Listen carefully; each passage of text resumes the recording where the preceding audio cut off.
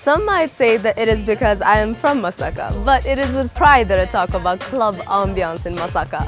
Now, Club Ambiance is a club that has been in Masaka town for a while, but has now been renovated and upgraded to something bigger and better. The turn-up on opening night was unbelievable. And the final review? Well, you be the judge. Take a look. Masaka's nightlife is very much like the town itself, trendy, varied, and sometimes spectacular. Time check, 6:45 p.m. and the crowd has already queued up. Yeah, that's alright. And I know you can do better than that. Come on, come on. Then. I guess we stay the same ground, same page, then. On free shit, I wanna eat. The most impressive thing about Ambiance at first glance is that it is not recognizably a clone of anything. It's no good, remove all the crap about. My dogs is all in for the mashing out. No passion, and I guess steady cashing out. I keep my eyes on things and I keep my shine on bling. As the name implies, it has a lovely ambiance. Professional, leaving the boys stiff. You don't know what you're really talking. You need to get gone and get walking. The greedy ass country in, I guess it's mine, it's twine. We the ones do it to the drum.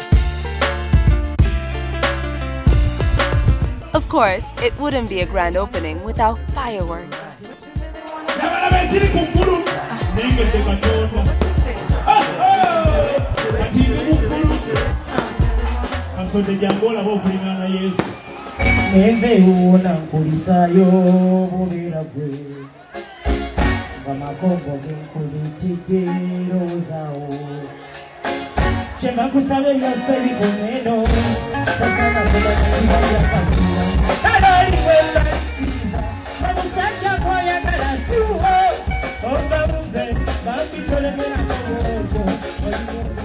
And is a big club that could hold its own with some of the big clubs in Kampala.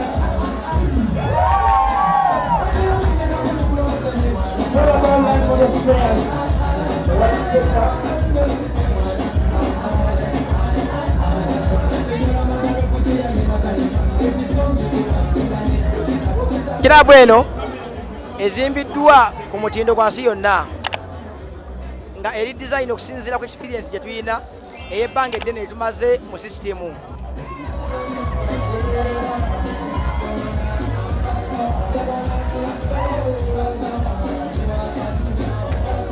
I'm enjoying everything. Everything is fine and good, so nothing else.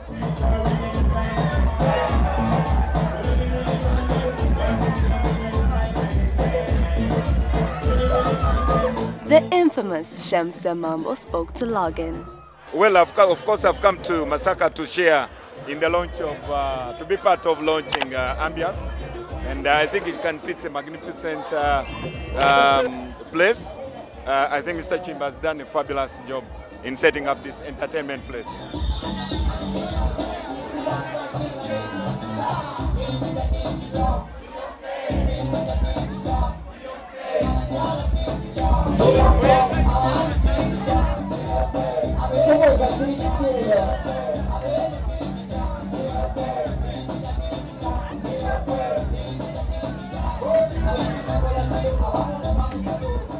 As some of you may know, for season 2 of Login, we introduced a new segment of the show, a segment we like to call One-on-One, where I go one-on-one with a person of interest. Today's guest is one of the fastest rising stars in the music industry right now, a man who calls his genre of music moyo, the English word for soul. It's the one and only Maurice Kyria.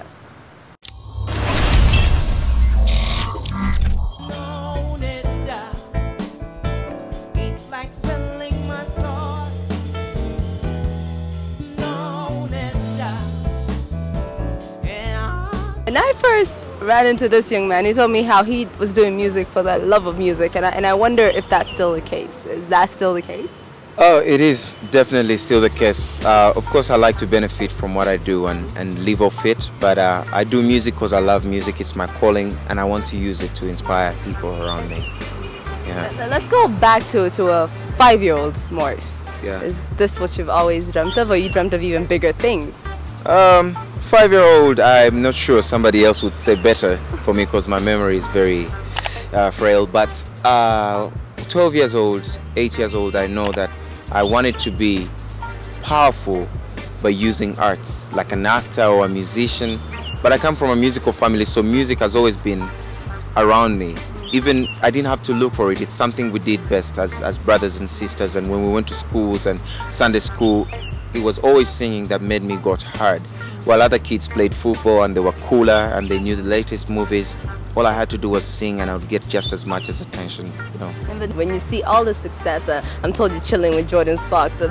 Maurice is sharing a stage with Jordan Sparks, who is a big star in her own right. How do you still find that same place that had you right in Jagalagwe? Or how do you still go back to that place?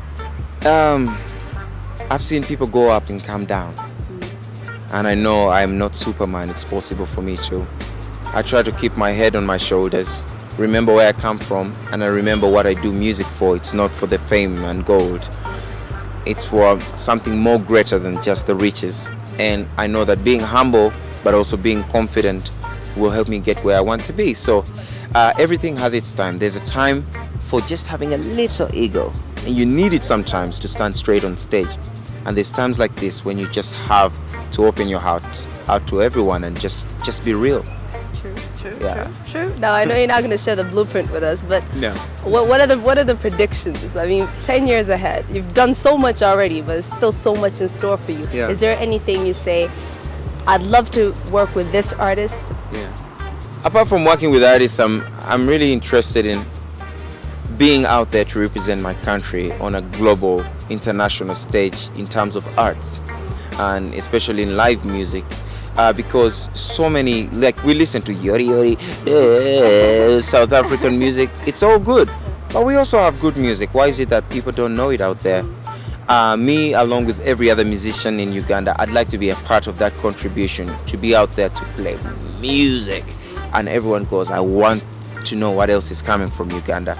I want to be a contribution to the ambassadors of the Ugandan arts. But of course, personally, I'd like to grow way even better musically, have great albums out, use my music to inspire people around me, and maybe build something greater than just material things. Build a legacy, something I can leave behind that people can always feed off. Now, you know, and not everything can be controlled in the world, and I've always wished you prosperity and blessings and all these beautiful things, but what happened? You said we'd end up together sometime, you know. Last moment before you fall asleep, what's the last word that runs through your head? It's a prayer usually, and I never know what the prayer is going to be. Each and every night something changes. Sometimes it's as easy as, damn. Amen. And that's it. Thank you, Maurice. Thank you.